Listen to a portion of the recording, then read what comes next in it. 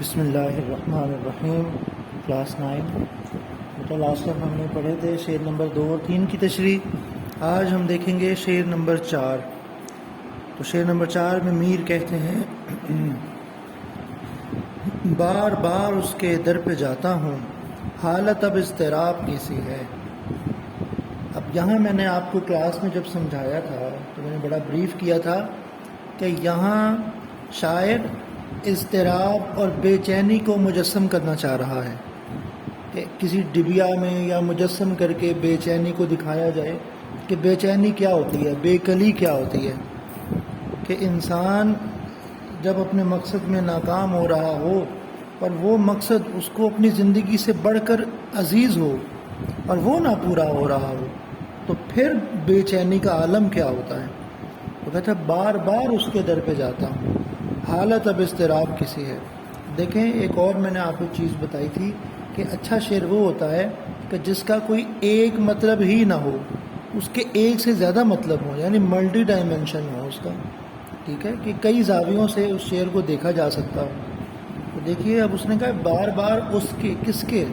یہاں مراد اللہ کا در ہے یا محبوب کا در ہے؟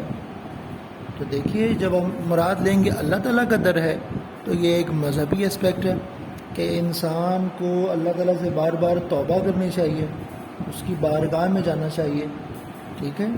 تو یہ شعر سے مراد ہے کہ کہتے ہیں حالت اب اضطراب کسی ہے، کہ اب جو میری حالت ہے وہ مجھے چین ہی نہیں پڑ رہا، ہر وقت میں بے چین رہتا ہوں۔ دیکھیے تشریح، بے چینی و بے تابی مجھے بار بار محبوب کے دروازے پر لے آتی ہے۔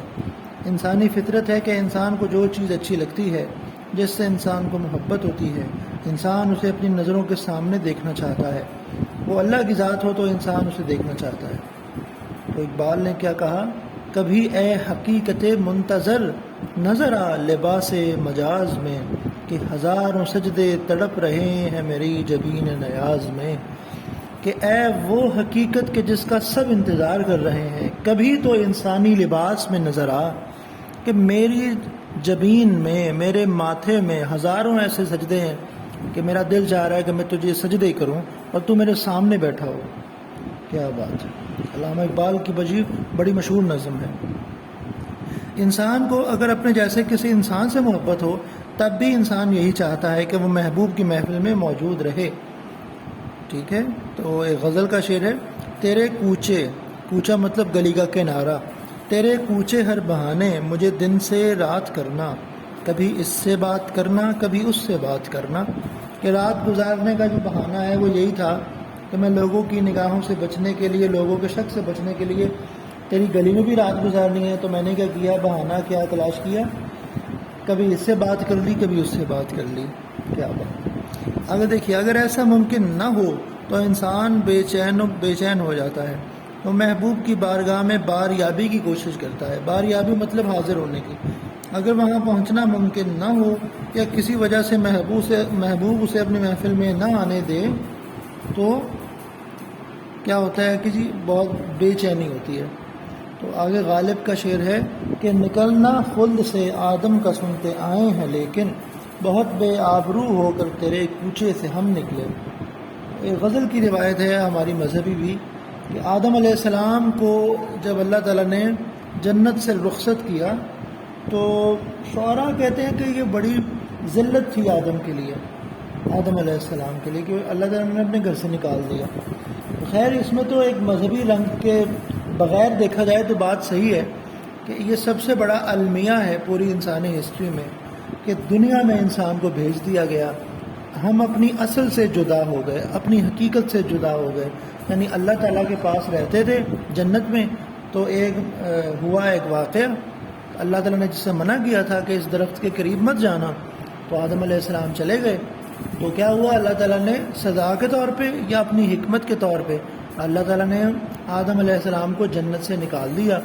تو غالب یہ کہتا ہے اس کو استعارہ بناتے ہوئے کہ ہم نے تو آدم علیہ السلام کا جنت سے نکلنا تو سنا ہے جب ان کی انسلٹ ہوئی تھی، لیکن جو ہم تیرے کوچے سے بے عزت ہو کے نکلے ہیں نا، اس کے کیا کہنے۔ میر تقی میر کا موقف یہ ہے کہ ہم محبوب کی محفل میں موجود نہیں، لیکن بے چینی اور بے قراری کا یہ عالم ہے کہ بار بار اس کے دروازے پر پہنچ جاتے ہیں۔ بار بار جانا اس امر کی دلیل ہے کہ محبت کرنے والے کی کوئی سنوائی نہیں ہو رہی، اس کی کوئی سن نہیں رہا، بلکہ اسے ناکام واپس پلٹنا پڑتا ہے۔ اسی لیے تو وہ بار بار محبوب کے دروازے پر جا پہنچتا ہے۔ عام طور پر انسان کو جہاں اہمیت نہ ملے، جہاں اسے نظر انداز کر دیا جائے، وہ وہاں جانے سے گریز کرتا ہے۔ اس کی عزت نفس اسے اجازت نہیں دیتی کہ وہ بار بار وہاں جائے۔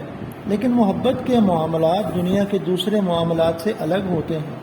یہاں محبوب جو برتاؤ چاہے کرے، محبت کرنے والے ہمیشہ تسلیم و رضا کا مظاہرہ کرتے ہیں کہ جہاں محبت ہوتی ہے وہاں انا کی تسکین کا معاملہ نہیں ہوتا۔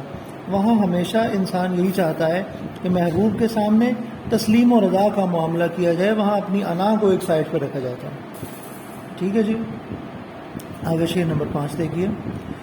کہتا ہے میں جو بولا کہا کہ یہ آواز اسی خانہ خراب کی سی ہے، کہ ایک بے اعتنائی ہے کہ محبوب میں جو دل نوازی ہے وہ کس انداز کی ہے کہ وہ کہہ رہا ہے کہ جب میں نے اپنے محبوب کے دروازے پہ جا کے اپنے محبوب کو صدا دی تو وہ کیا کہتا ہے کہ یہ آواز تو مجھے اس جیسی لگ رہی ہے، حالانکہ وہ جانتا تھا۔ تو میں نے آپ کو بتایا تھا اسے تجاہل عارفانہ کہتے ہیں، کہ جانتے بوجھتے جاہل بننا، اگنور کرنا۔ آگے دیکھیے، میری آواز سن کر محبوب کہنے لگا کہ یہ آواز تو اسی خانہ برباد کی ہے۔ خانہ برباد مطلب کہ جس کے دل کا گھر برباد ہے۔ خانہ کہتے ہیں دل گھر کو، تو یہاں گھر کون سا ہے؟ یا دل کا گھر مراد ہے۔ کہ گویا محبوب کو نہ صرف ہماری آواز کی پہچان ہے بلکہ اسے ہمارے حالات سے بھی آگاہی ہے، کہ وہ یہ صرف یہ نہیں جان رہا کہ یہ آواز اس کی ہے، بلکہ یہ بھی جانتا ہے کہ اس کا گھر برباد ہے، اس کے دل کا گھر برباد ہے۔ اسے معلوم ہے کہ اس کی محبت میں ہمارا گھر خراب ہوا ہے۔ محبت میں محبوب تک اپنے دل کی بات پہنچانا آسان نہیں۔ دل کی بات لبوں پر لا کر اب تک ہم دکھ سہتے ہیں۔ ہم نے سنا تھا اس بستی میں دل والے بھی رہتے ہیں۔ بڑا عام سا شعر ہے۔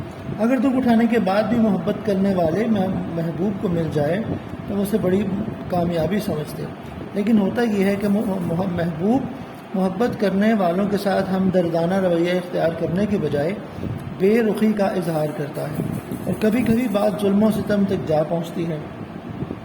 آئینہ سوچ میں ہے کون سا منظر دیکھے، تجھ کو دیکھے کہ تیرے ہاتھ کا پتھر دیکھے۔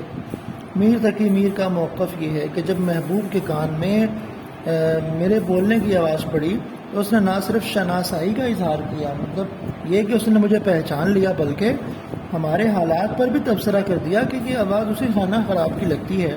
یہ احساس بھی اپنی جگہ بہت بڑا اطمینان بخش ہے کہ محبت کرنے والے کو اس کا محبوب جانتا ہے۔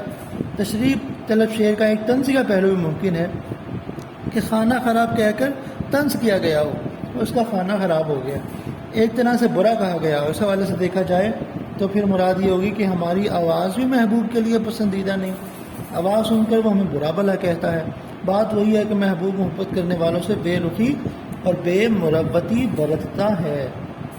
جی، تو آج یہ تھوڑے سے 1-2 شعر رہ گئے، تو انشاءاللہ نیکسٹ دیکھیں گے۔ تب تک کے لیے خدا حافظ۔ اچھا موسم بھی انجوائے کریں اور پڑھائی بھی کریں۔ اللہ حافظ۔